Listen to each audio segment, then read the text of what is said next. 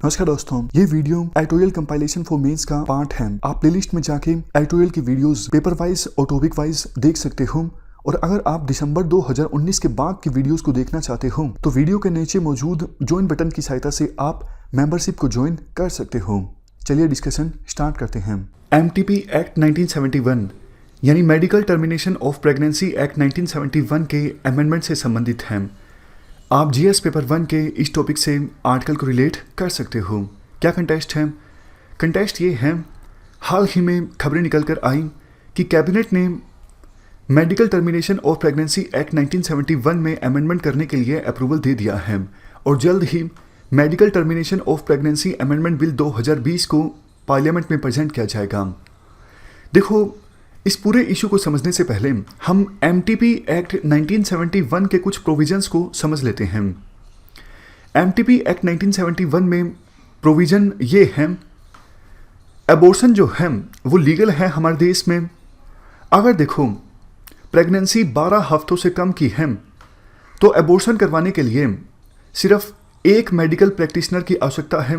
मतलब एक medical practitioner अपनी ओपिनियन दे, अपनी रिकमेंडेशन दे, तब एबॉर्शन करवाया जा सकता है अगर प्रेगनेंसी 12 हफ्तों से कम की है। लेकिन अगर प्रेगनेंसी 12 हफ्तों से 20 हफ्तों के बीच की है तो 2 मेडिकल प्रैक्टिशनर्स के ओपिनियन की आवश्यकता होती है। और किस केस में एबॉर्शन लीगल है?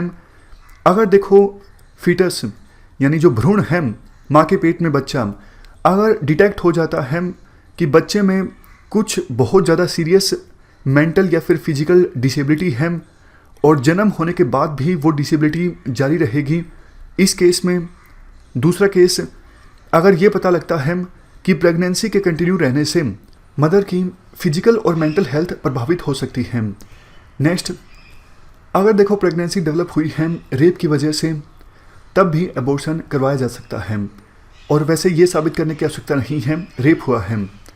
नेक्स्ट केस, मैरिड महिलाओं के लिए अगर देखो कॉन्ट्रासेप्टिव मेथड्स का इस्तेमाल किया गया प्रेगनेंसी को रोकने के लिए, लेकिन वो कॉन्ट्रासेप्टिव मेथड्स फेल हो गए, इस केस में अगर प्रेगनेंसी डेवलप हुई है तो मैरिड वुमन भी एबॉर्शन करवा सकती हैं। तो ये रीजंस बताए गए हैं medical termination of pregnancy act 1971 में। अब हम आर्ग्यूमेंट्स डिस्कस करते हैं, आखिरकार आवश्यकता क्यों पड़ी इस एक्ट में अमेंडमेंट करने की।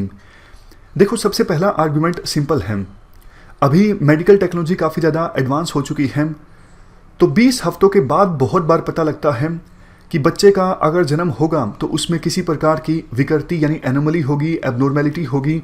ऐसे केसेस में एबॉर्शन करवाने की आवश्यकता पड़ती है।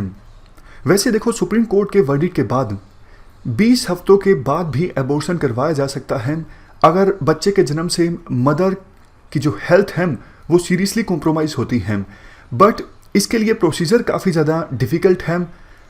मेडिकल बोर्ड अनुमति देता है, अप्रूवल देता है, उसके बाद कोर्ट उस मेडिकल बोर्ड की ओपिनियन पर अपनी मोहर लगाता है, लेकिन इस प्रोसीजर में काफ़ी समय लग जाता है। इस वजह से अनसेफ एबॉर्शन हमारे देश में काफ़ी ज़्यादा हो रहे थे। बहुत से मदर्स की डेथ हो रही थी इन अनसेफ एबॉर्शंस की वजह से। तो मेडिकल कम्युनिटी, कोर्ट्स और मदर्स, सभी स्टेक होल्डर्स गुहार लगा रहे थे सरकार से कि आप इस एक्ट में बदलाव करने के लिए पार्लियामेंट में बिल लेके आइए। तो ये पहला आर्गुमेंट है कि टेक्नोलॉजी अब एडवांस हो चुकी है। बहुत बार 20 हफ्तों के बाद ये पता लगता है कि जो बच्चा पेट में पल रहा है उसमें किसी प्रकार की एबनॉर्मेलिटी हो सकती है जन्म होने के बाद। नेक्स्ट आर्गुमेंट, देखो ये 1971 का जो एक्ट है ये मैरिड वुमन पर फोकस करता है, अनमैरिड वुमन का कोई प्रोविज़न नहीं है। तो कुछ एक्सपर्ट्स के द्वारा कहा जाता है मैरिड वुमन के प्रति बाइस्ड है ये 1971 का एक्ट।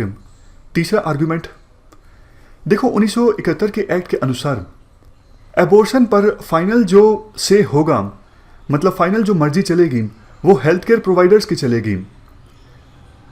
जो मदर्स हैं उनकी फाइनल मर्जी नहीं चलती है। सुप्रीम कोर्ट के वेरियस जजमेंट्स के अकॉर्डिंग, जैसे Mrs x versus union of India case 2017, supreme court ने कहा था कि ये महिलाओं का राइट है कि वो अपनी रिप्रोडक्टिव चॉइसेस खुद करें उन्हें बच्चे को जन्म देना है या फिर नहीं देना है, इस पर फाइनल जो मर्जी होगी वो मदर की होगी। इवन ये जो राइट है वो देखो फंडामेंटल राइट टू प्राइवेसी के अंदर भी आता है। 2017 में जो Puttaswamy versus union of India case में जजमेंट दी थी सुप्रीम कोर्ट ने कि राइट टू प्राइवेसी जो है वो फंडामेंटल राइट है, इसी राइट के रियाल में ये राइट भी आता है कि महिलाओं के पास पूरा अधिकार है अपनी रिप्रोडक्टिव चॉइसेस खुद करने का। और देखो ज़्यादातर देशों में ऑटोनमी होती है मदर्स के पास कि उन्हें एबॉर्शन करवाना है या फिर नहीं करवाना है। तो हमारे देश में भी ऑटोनमी हमें देने की आवश्यकता है नए बिल में मदर्स को, कि लास्ट जो मर्जी चले एबॉर्शन के संदर्भ में वो मदर्स की हो, ना कि हेल्थ केयर प्रोवाइडर्स की। इसके बाद लास्ट में इम्पोर्टेंट बात आर्टिकल में ये बोली जाती है, देखो ये जो हमने आर्गुमेंट्स डिस्कस किए इनकी वजह से MTP एक्ट 1971 में अमेंडमेंट की आवश्यकता पड़ी थी, बट नए बिल में इन तीनों आर्गुमेंट्स को एड्रेस नहीं किया गया है। 20 हफ्तों के बाद मदर्स 24 हफ्तों तक एबॉर्शन करवा तो सकती हैं, लेकिन ये कुछ ही कैटेगरीज के लिए एप्लीकेबल हैं, सभी महिलाओं के लिए ये एप्लीकेबल नहीं है। दूसरा, मदर्स को ऑटोनमी अभी भी नहीं दी गई है। तीसरा, अमेंडमेंट बिल अभी भी मैरिड वुमेन के प्रति ज़्यादा प्रेजुडाइज्ड है।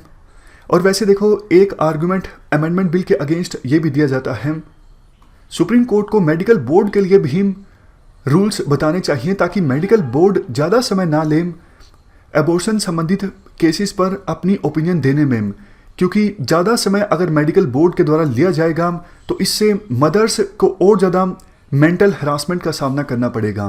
तो ये हमने पूरा आर्टिकल डिस्कस किया medical termination of pregnancy amendment bill 2020 से संबंधित। चलते हैं आगे। इस डिस्कशन में फिलहाल इतना ही है। Thank you very much for discussion.